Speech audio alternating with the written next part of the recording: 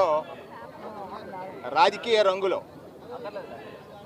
ముసుకేసుకుని journalism చేస్తున్న ABN Radhakrishna మొన్న తన తొలి పలుకుల్లో చేసినటువంటి వ్యాఖ్యలు ఈ రాష్ట్రంలో ఉన్నటువంటి మహిళా లోకాన్ని తీవ్రంగా మానసిక గాయానికి లేదా మానసిక క్షోభకి గురి చేశాయి.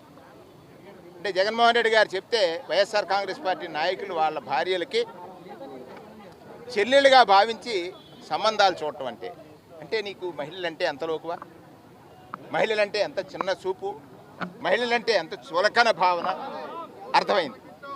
ఇవాళ రాధాకృష్ణ ఏమాత్రం మనిషి అయితే, నైతికత ఉన్నటువంటి వ్యక్తి అయితే తక్షణమే తాను ముందు ప్రచారం చేసినటువంటి వ్యాఖ్యల్ని మరుసటి రోజు ప్రచురించలేనటువంటి ఒక దగులుబాజీ లేకపోతే జుగుప్సాకరమైన వ్యాఖ్యలు మరుసటి రోజు ప్రచురించలేకపోయాడు.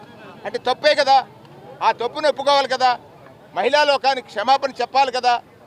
నువ్వు జర్నలిజం ముసుగులో వైఎస్ఆర్ కాంగ్రెస్ పార్టీ మీద ఒక అబండాలు వేసేయటం లేకపోతే ప్రచారాలు చేసేయటం నీ ఇష్టానుసారం. ఒకసారి చంద్రబాబు నాయుడు గారితో మాట్లాడుతున్నప్పుడు ఉద్యోగుల పట్ల అతను చేసిన వ్యాఖ్యలు కానీ, ఈ సమాజాన్ని అంటే ప్రజల్ని అతను చూసినటువంటి భావన కానీ అర్థమవుతోంది.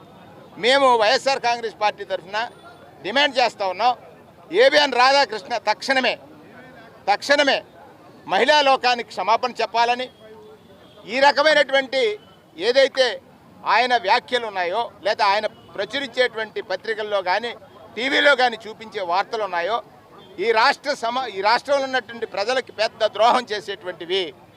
ఆ ద్రోహం చేసేటువంటి రాధాకృష్ణని ఇవాళ డిమాండ్ చేస్తూ ఉన్నాం, తక్షణమే తనని క్షమాపణ చెప్పమని వైఎస్ఆర్ కాంగ్రెస్ పార్టీ తరఫున డిమాండ్ చేస్తూ ఉన్నాం.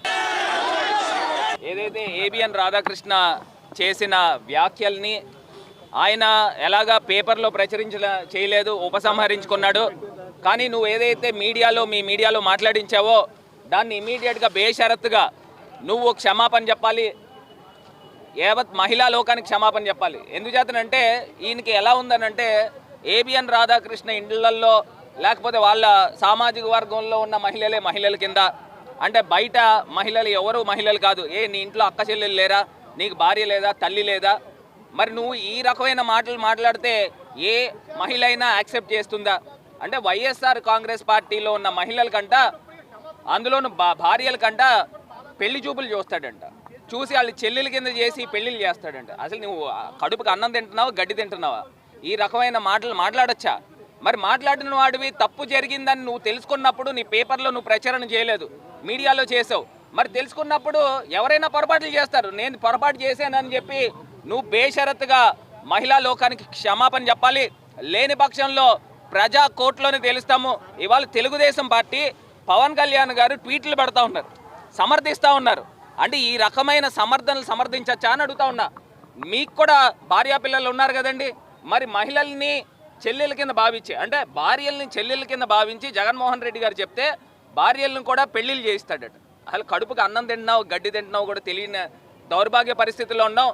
నువ్వు ఏబిఎన్ అని అంటే ఆల్ టైమ్ బోగస్ నెట్వర్క్ అనేది ప్రజలు తెలుస్తూ ఉన్నారు.